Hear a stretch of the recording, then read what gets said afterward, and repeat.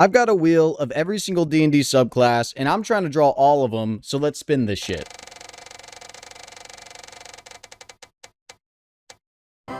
College of Eloquence Bard. The College of Eloquence Bard is kind of all about being like super convincing and winning every argument. A master debater, if you will.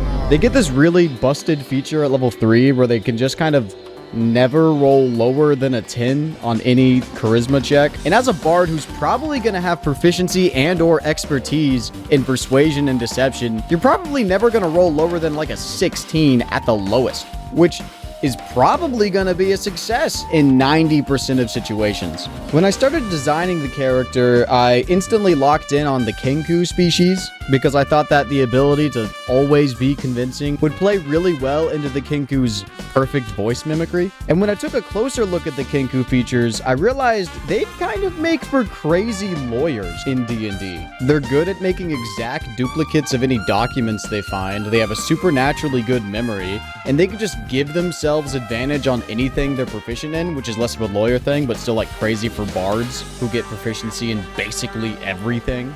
But back to the character. I'm not gonna sugarcoat it, I did just make Saul Goodman if he was a bird. I couldn't come up with a better name than Carl Birdman, which is pretty on the nose, but it's also kind of genius if you think about it. He's probably the least combat-focused character I've ever made, and probably ever will make. He's generally more concerned with avoiding combat altogether, whether through just talking his way out of it, bard shenanigans, or just booking it when shit gets dicey. And shout out my friend Johnny. He helped me brainstorm some of the finer details of the design, and it wouldn't be nearly as cool without his input. So go check out his stuff.